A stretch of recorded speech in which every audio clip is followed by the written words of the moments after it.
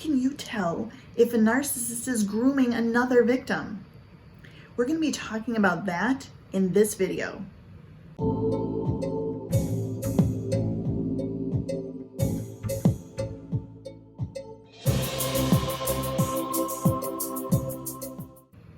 Hey, I'm Dr. Melissa. I'm a trauma expert and top doctor.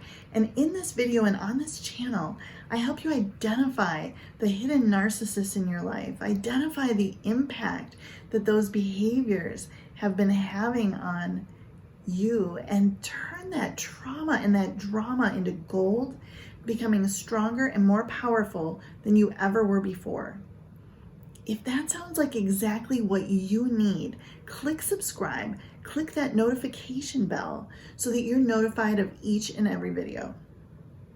Today we're talking about how you can tell if a narcissist is grooming another victim. So we're going to cut to the chase here. Let me give it to you straight. Narcissists are always grooming another victim, or rather victims. Only the narcissist doesn't necessarily consider it grooming. Many of their behaviors are driven by subconscious fear. Subconscious meaning they're not actually aware of it. They're just doing what comes naturally to them. Narcissists are driven by two things. The first, narcissistic supply, and the second, preservation of their persona, their idealized self, and the made-up version of reality that they've shown the world for decades. So why is a narcissist grooming other victims when they have you? The narcissist is subconsciously afraid of losing the narcissistic supply that you provide and is going to secure other sources. The narcissist is also subconsciously afraid of the death of their false persona, their idealized self that they show the world. They will do anything to prevent this from happening. To manage these two subconscious needs driven by fear, the narcissist will groom several backup sources of narcissistic supply, and they'll groom flying monkeys to support their false narrative. In many cases, the flying monkeys also provide narcissistic supply. Grooming backup narcissistic supply might look something like this. Bringing the potential source of supply coffee each morning at work, asking for relationship advice, making it well known that there's trouble between the two of you, complimenting the other person's appearance, their work, their skills or talents. Maybe it's saying something slightly flirty to create sexual tension, even innocently. Maybe it's inviting this other person for specific activities, saying something like, "My husband doesn't like jazz," or "My girlfriend doesn't like skiing." Remember, love bombing is not specific to romance. It's not all roses, chocolates, and whispering sweet nothings in your ear.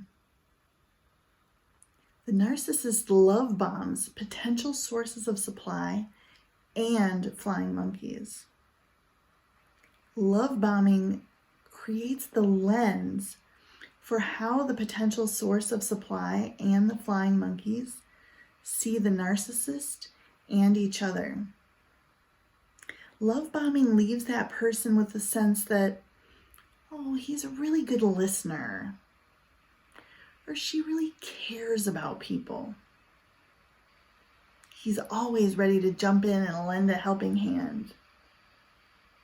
Or, I love how humble she is, even though she's the boss. He works so hard. She's really dedicated to serving others. He's really present with me.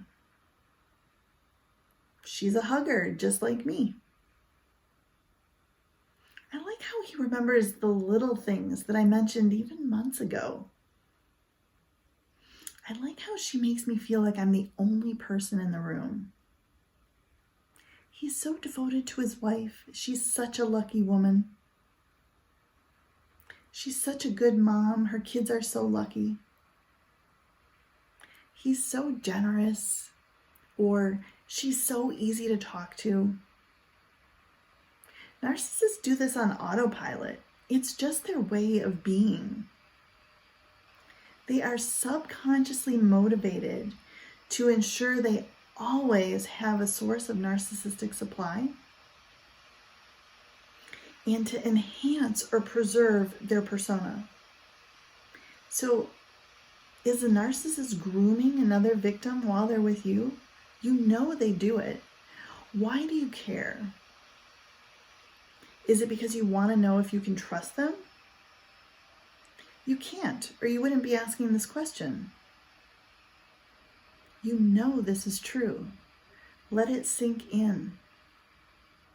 Is it because you're desperately hoping to be the narcissist's primary and only source of supply forever? Sadly, that's just not going to happen. You know it, I know it. Ending your abuse is the single best thing that you can do for yourself. You hold all the cards. Is it because you want a warning before the next discard?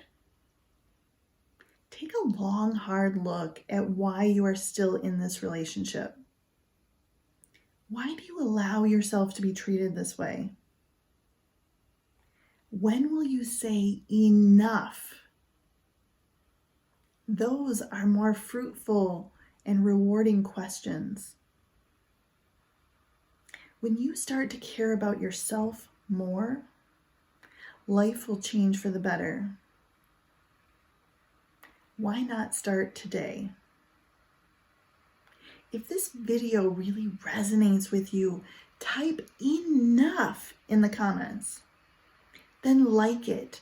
Share it with someone who needs to hear this message. Share it with someone you want to understand what it is that you've been going through. And if you're ready to move from narcissist victim to anti-fragile narcissist survivor, I invite you to download my free guide to see where you're at on that 5-step process and what will support you best in the next step. It also adds you to my weekly newsletter. That can be found at narcissislife.com. I'm Dr. Melissa, and I'll see you in the next video.